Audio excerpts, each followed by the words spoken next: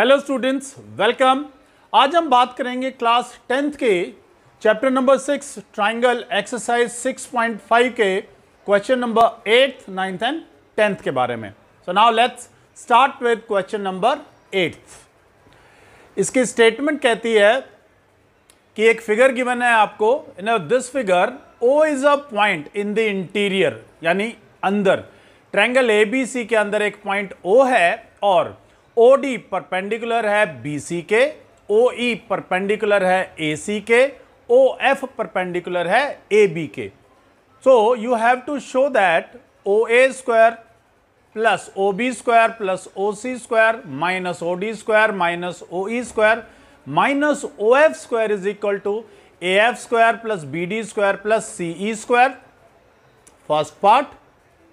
Second part में आपको prove करना है कि AF square plus BD square plus CE square जो है वो है AE square plus CD square plus BF square के।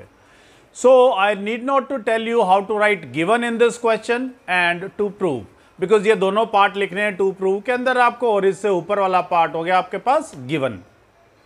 यहां पर आपको कंस्ट्रक्शन करनी पड़ेगी। अब क्वेश्चन आता है वाई कंस्ट्रक्शन क्यों करें। कंस्ट्रक्शन इसलिए करनी है क्योंकि यहां पर आपको मालूम है कि 90 डिग्री दे रखा है OD, OE और OF, लेकिन इन तीनों पॉइंट्स, इन तीनों लाइन से कोई भी राइट एंगल ट्रायंगल नहीं बन रहा।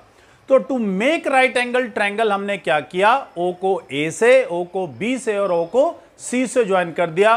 तो हमारे पास यहां पर 6 राइट एंगल ट्रायंगल हो गए, 2 ये और 2 ये, यानी 6 राइट एंगल ट्रायंगल्स हमारे पास यहां बन गए। अब हमें मालूम है, और ये 6 के 6 बिल्कुल डिफरेंट राइट एंगल ट्रायंगल्स हैं, कोई भी इनमें एक साइड आपस में कॉमन जरूर है, लेकिन इनकी बाकी साइड्स डिफरेंट हैं। तो जब ऐसा केस आ जाता है कि कोई एक भी साइड डिफरेंट आ जाए अगर, तो हम उन सभी ट्रायंगल के अंदर पाइथागोरस थ्योरम का इस्तेमाल करते हैं। So here also we will use Pythagoras theorem in all these 6 triangles. 6 के 6 ट्रायंगल्स के अंदर हम पाइथागोरस थ्योरम का इस्तेमाल करेंगे। तो पहला ट्रायंगल लिया हमने BOD, ये रहा आपका BOD ट्रायंगल। अब यहां पर D के ऊपर 90 डिग्री है, तो इसके ऑपोजिट साइड हो गई OB। तो इसका मतलब OB is our hypotenuse, longest side है। तो OB square is equal to OD square plus BD square. तो सिमिलरली हमने यहां पर दूसरा, तीसरा, चौथा, पांचवा और छठा 6 के 6 ट्रायंगल्स के ऊपर हमने पाइथागोरस थ्योरम लगा ली है। अब 6 के 6 ट्रायंगल्स के ऊपर पाइथागोरस थ्योरम लगाने के बाद हम चेक करेंगे हमें प्रूव क्या करना था।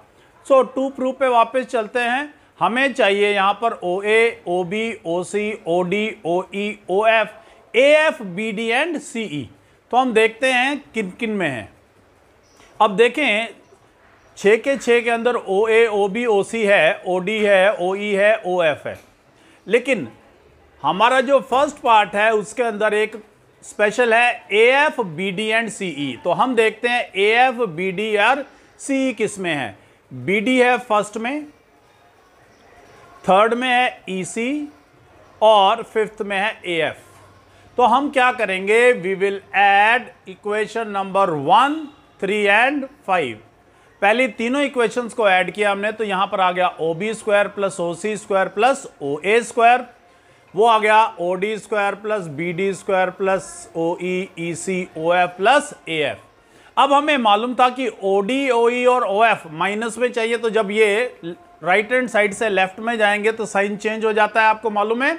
सो ये आ गया OA square plus OB square plus OC square minus OD square minus OE minus OF square is equal to, इधर बच गया हमारे पास AF स्क्वायर, BD स्क्वायर और CE square.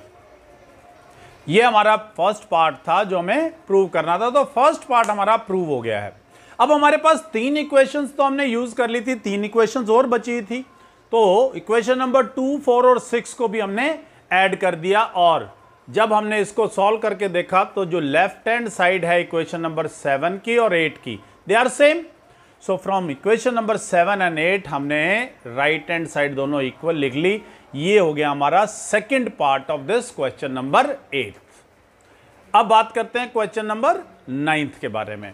Question number 9 says a ladder 10 metre long, ये एक 10 metre long ladder है आपके पास, reaches a window 8 metre above the ground, एक विंडो है जो ग्राउंड से 8 मीटर ऊपर है, reaches the window 8 metre above the ground, find the distance of the foot of ladder, ये है foot of ladder, from the base of the wall, ये है बेस ऑफ द वॉल, यानी हमें क्या फाइंड आउट करना है, B C.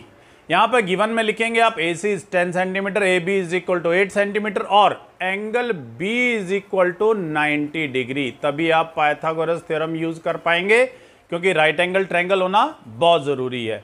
In triangle ABC angle B is 90 degree using Pythagoras theorem. तो यहां पे आ गया AC square plus AB square plus AC square is equal to AB square plus BC square. AC was 10 तो 10 का square कर लिया, AB was 8 का स्क्वायर कर लिया।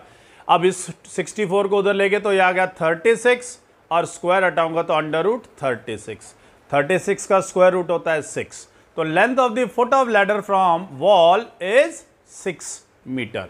बिल्कुल सिंपल क्वेश्चन है। अगर आप देखेंगे कुछ नहीं कर रहे हैं इस पूरी एक्सरसाइज के अंदर, जहां पर भी एक राइट एंगल ट्रायंगल मिल रहा है पाइथागोरस थ्योरम लगा रहे हैं, अगर ट्रायंगल नहीं मिल रहा है तो हम कंस्ट्रक्शन करके ट्रायंगल बना रहे हैं।